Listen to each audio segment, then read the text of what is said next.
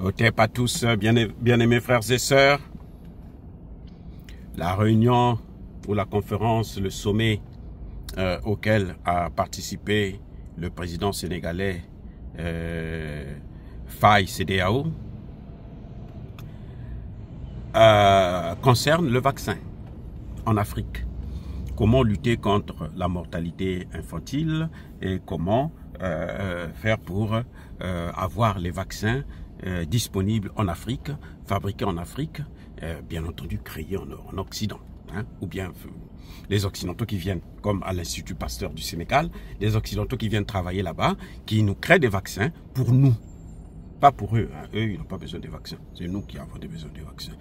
Ils créent des vaccins pour nous soigner. J'ai un petit problème avec ce genre de sommet de réunion. On a écouté le discours de Bassirou Diomaye Faye qui veut parler, qui, comme pour s'embrouiller lui-même d'ailleurs, il nous parle de souveraineté sanitaire. Oh, c'est bien la souveraineté. Maintenant, il reconnaît qu'on a besoin de la souveraineté pour vivre. Mais il vient quémander l'argent des Occidentaux. Gavi, là, c'est une agence de Bill Gates. Ce n'est pas une agence des Africains, une ONG africaine. Non, non, non. Financée par Bill Gates et Melinda Gates. L'association ou l'alliance vaccin, là, c'est encore eux, les Occidentaux. Mais non, le plus grave, le plus scandaleux, ça a été organisé par Gavi, Alliance Vaccin ou quoi, et puis l'Union africaine. L'objet, c'est lequel? La vaccination des enfants en Afrique. Pas en Europe, en Afrique. Très bien. Alors, dites-moi, en Afrique, là, sur 30 millions de kilomètres carrés, on n'a pas pu trouver un endroit où on peut accueillir un tel sommet. Que vient faire la France dans un sommet qui concerne l'Afrique? Est-ce que c'est la France qui investit? Non.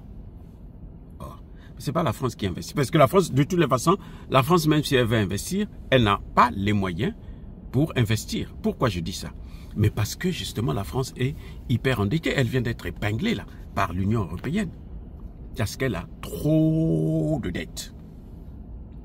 La France est plus endettée que, 3 fois plus endettée que tous les pays africains réunis. La dette de l'Afrique s'élève à 800 millions de dollars, moins de 1000 milliards. La dette de la France s'élève à plus de 3000 milliards. Emmanuel Macron, à lui seul, a endetté la France à hauteur de 1000 milliards, donc plus que toute la dette de tous les pays africains réunis. Donc un pays comme ça ne peut pas nous aider. Vous êtes d'accord avec moi? Mais si un pays comme ça insiste que ça se passe chez lui, c'est pourquoi? Vous savez, les délégations qui viennent, ils doivent louer des hôtels, ils doivent consommer, ils doivent, surtout les Africains, leurs femmes, quand elles viennent, c'est pour aller faire des courses. On a démontré ici, là, au sommet de l'Union africaine, les gens ont fait des statistiques, que les femmes des dirigeants africains qui étaient venus à la conférence, plutôt à l'Assemblée générale de l'ONU, pendant au moins 4 ou 5 jours, elles ont dépensé plus de 4 milliards de dollars. Donc, c'est la France qui prend cet argent-là que les gens dépensent sur son sol. Ça, c'est un. Deuxième point. Diomaye Faye est venu faire les éloges de l'Institut Pasteur au Sénégal.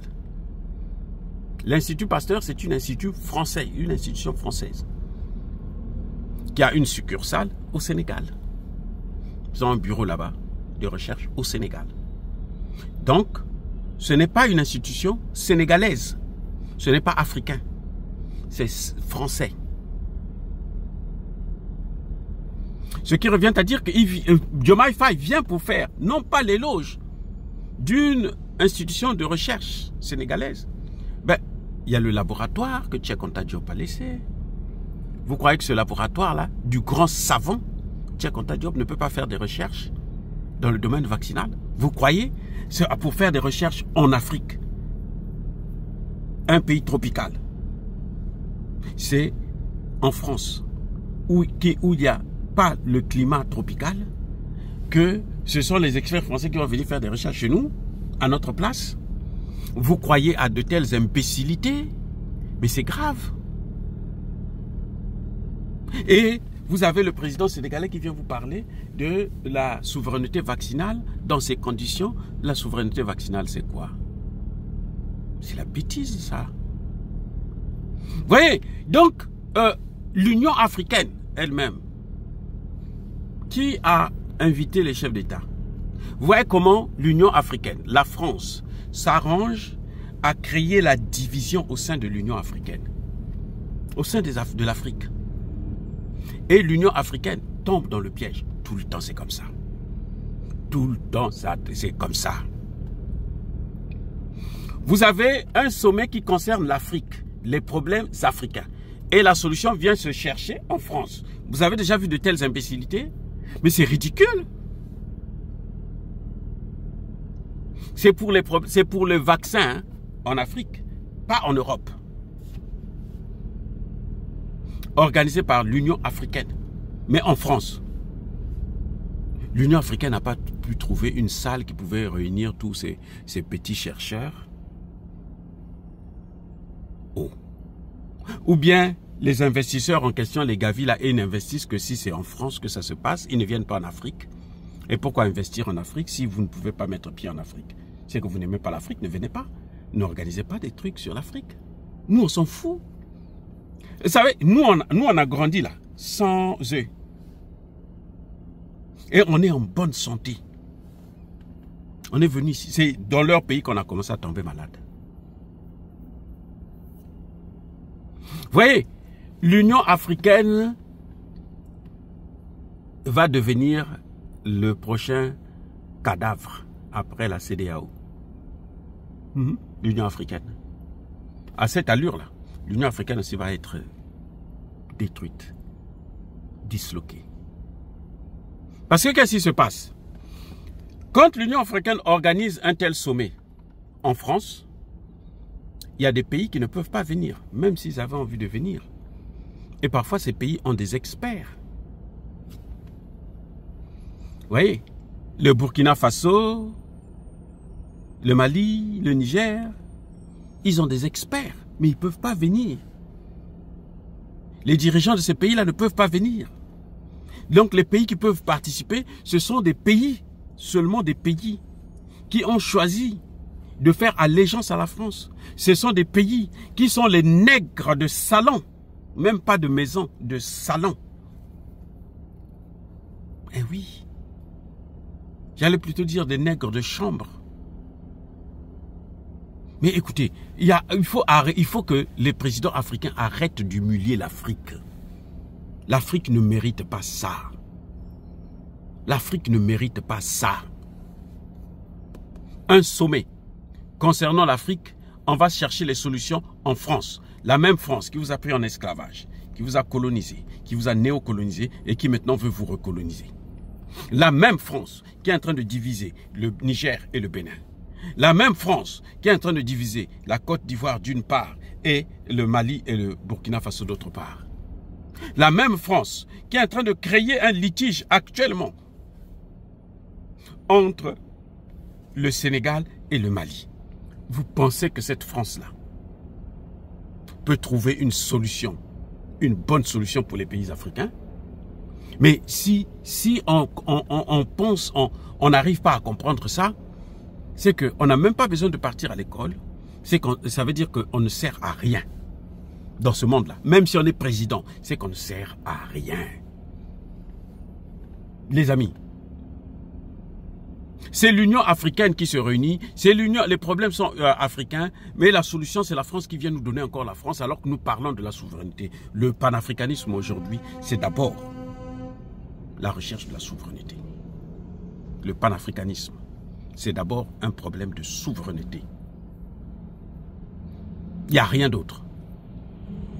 Donc, quand on voit l'Union africaine organiser de tels sommets, de telles conférences, c'est que l'Union africaine aussi ne sert plus à rien.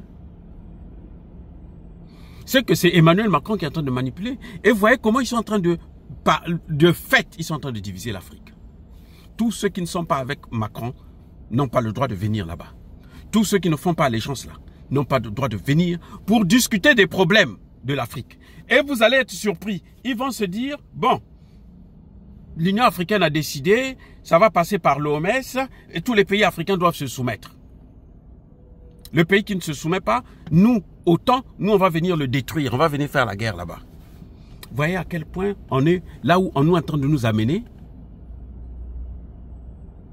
Vous voyez là où l'Union africaine et les chefs d'État comme les Diomaye Faye ou Diomaye CEDEAO sont en train de nous amener.